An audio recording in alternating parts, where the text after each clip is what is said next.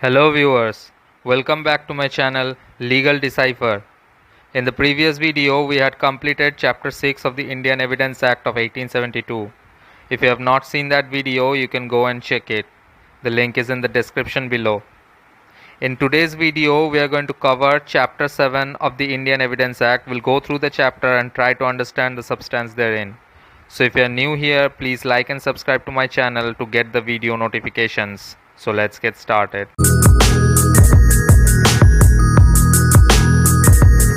So today we are going to talk about chapter 7, which deals with burden of proof.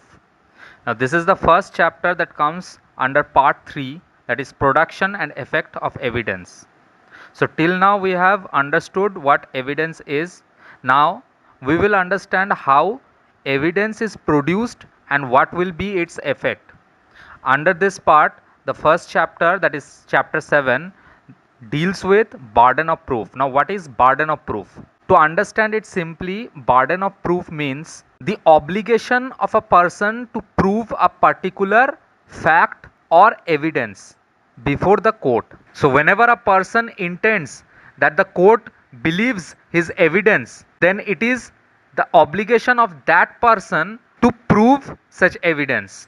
That is called the burden of proof. As you can see, that is what section 101 says. It says, whoever desires any court to give judgment as to any legal right or liability dependent on the existence of facts which he asserts must prove that those facts exist. So, a person claims before the court of any legal right or liability which is dependent on the existence of facts which he asserts. That means such court will give such desired judgment regarding such legal right or liability only if the facts which he asserts actually exists. So it is the duty of that person, it is the obligation of that person who desires the court to give such judgment.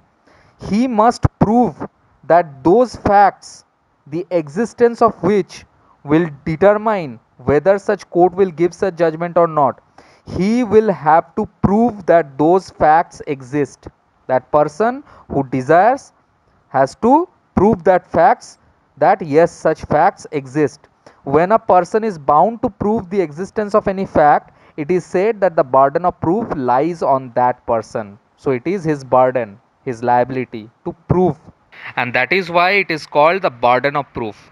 Now section 102 says on whom burden of proof lies. It says the burden of proof is a suit or proceedings lies on that person who would fail if no evidence at all were given on either side. Say for example, there is the institution of a suit before a particular court of law. There are two parties, say for example the plaintiff and the defendant. Now if nobody gave any kind of evidence in that particular suit, then what will be the fate of the suit? If a person is claiming that this particular piece of land is mine because I have this deed that is duly executed in my name. So if he gives that evidence, then only such court will assert that yes, this is a valid evidence and I can give a decree to this man on the basis of such evidence. So it is the burden of proof falling upon the plaintiff who desires that such court gives a judgment, passes a decree in his favor that yes, this piece of land belongs to you based upon this deed that you have shown to me. Now if nobody gave any kind of evidence, say for example the plaintiff did not give any evidence, also the defendant did not give any evidence. Now the plaintiff has instituted the suit against the defendant. Defendant had no interest to approach the court against the plaintiff. He had been dragged to the court. Now if no evidence is given from either side of the suit, the plaintiff would not get any decree. On the other hand, the defendant would get a decree for costs because the plaintiff had dragged him unnecessarily. That the plaintiff failed because no evidence were given any side of the case. Now if the plaintiff has submitted the particular deed, now the onus would shift upon the defendant because now the plaintiff has proved his case and it is upon the defendant to give further evidence to support his case. So that is how the burden of proof lies on a person. That is what section 102 says. Now, section 103 talks about burden of proof as to a particular fact. It says the burden of proof as to any particular fact lies on that person who wishes the court to believe in its existence unless it is provided by any law that the proof of that fact shall lie on any particular person. So if the law has already designated that yes, this kind of proof shall be proved by this kind of particular persons, if the law has already categorized such proof as to be proven by such particular person, then that is a different issue. Section 103 does not disturb that kind of specific cases.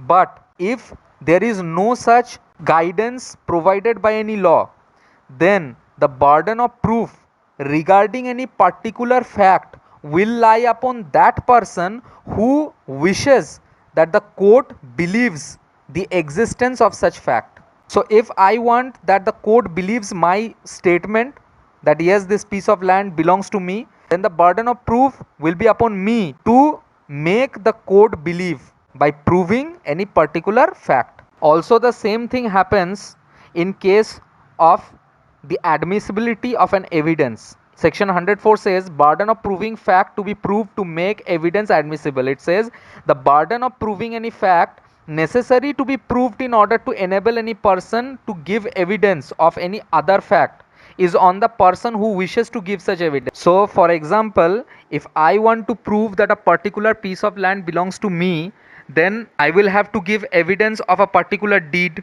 registered in my name. So the burden of proving that such deed actually exists will be upon me. Now section 106 says burden of proving fact especially within knowledge, which means when any fact is especially within the knowledge of any person, then the burden of proving that fact is totally upon him. So if a person knows about a particular thing, then he needs to prove it as well. Section 107 says burden of proving death of person known to have been alive within 30 years. So when the question is whether a man is alive or dead and it is shown that he was alive within 30 years, the burden of proving that he is dead is on the person who affirms it. So if a person is shown to be alive within a span of 30 years of time period, then if there is a question whether that man is presently alive or dead, if a person affirms that yes, that person is dead, I know it, then the burden of proof will always be upon him to prove it that such person is dead. Now section 108 says burden of proving that person is alive who has not been heard for 7 years. So it is the exact opposite case. So when the question is that whether a man is alive or dead and he has not been heard for 7 years or more by any person who would have naturally heard of him if such person had been alive, then the burden of proving that he is alive will be shifted to the person who affirms it. So anybody who says that yes, I know that such person is still alive, then it will be upon him to prove that such person is alive. The burden of proof will be upon that person who affirms such person is still alive. Section 109 says burden of proof as to relationship in the cases of partners, landlords and tenants, principals and agents. So when the question is whether the persons are partners or whether they are landlord and tenant or whether they are principal or agent, and it has been shown that they have been acting as such, then the burden of proving that they do not stand in such a relationship or they have ceased to stand in such relationship to each other in those relationships respectively is on the person who affirms it. So whoever says that yes, we do not stand in any such relationship or we have ceased to stand in any such relationship, the burden of proof will be upon that person to prove that such relationship does not exist or has ceased to exist, who affirms that such relationship does not exist or has ceased to exist. Section 110 says burden of proof as to ownership. So when the question is whether any person is owner of any particular thing of which he is shown to be in possession. So a person has a particular material in his possession and he says that he is the owner of that particular thing, then the burden of proving that he is not the owner is on the person who affirms that he is not the owner. So if any person alleges that such person is not the owner of that thing that he is possessing, then whoever alleges such ownership will have to prove whether he is correct or not. So the burden of proving will be upon the person who is alleging. Section 111 says proof of good faith in transactions where one party is in relation of active confidence. So where there is a question as to the good faith of a transaction between the parties, one of whom stands to the other in a position of active confidence, the burden of proving the good faith of the transaction is on the party who is in a position of active confidence. What does this section mean? The general or ordinary course of life is that fairness and honesty are presumed in any respect of transaction. Say for example, if a person sells his house for 1000 rupees to another person, then ordinarily it will be presumed such transaction was by paying full consideration and there was no fraud or dishonesty in that particular transaction. But if a person is standing in a much dominating position, then there is a chance of unfairness, and any such kind of transaction, if alleged, will be looked at with suspicious eyes. So the burden of proving the good faith of such a kind of transaction will be on the party who is in the position of active confidence. That means who is in a much dominating position. So whoever is standing in a much dominating position than the other, who is in a position of active confidence, he will have to prove good faith in a particular transaction. That is what section 111 says. Now, section 111A talks about some specific conditions. It says presumptions as to certain offences. So, as per this section, it will be presumed that if there is a particular condition and a person is found in that particular condition, then it will be presumed without any evidence that such person has committed such offense. So what is such kind of condition that we are talking about? It says where a person is accused of having committed any offense that is specified in subsection 2. Now let's first go through subsection 2 to understand what kind of offenses we are talking about. Subsection 2 says the offenses under section 121, 121A, 122 or 123 of the Indian Penal Code. All these talk about offenses against the state, or any criminal conspiracy or attempt to commit or abatement of an offence under section 122 or section 123 of the Indian Penal Code. So that is the criminal conspiracy and attempt to commit or abatement of committing any such kind of offence.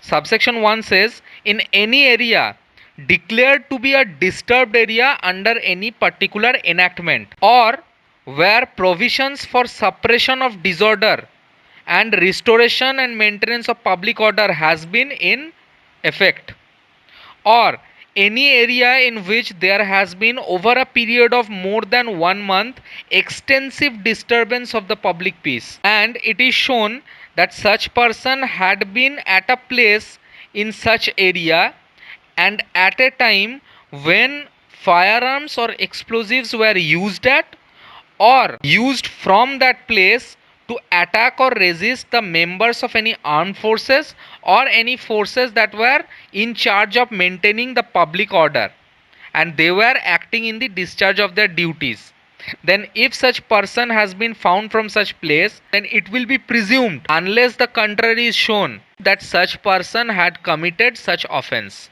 So that is what section 111A specifically talks about. Now section 112 says birth during marriage conclusive proof of legitimacy. So the fact that any person was born during the continuance of a valid marriage between his mother and any man, or within 280 days after its dissolution, the mother remaining unmarried, shall be conclusive proof that he is the legitimate son of that man, unless it can be shown that the parties to the marriage had no access to each other at any time when he could have been begotten. So it is basically talking about the legitimacy of a birth during a wedlock or within 280 days after the dissolution of marriage where the woman had not remarried, and it shall be thought to be a conclusive proof.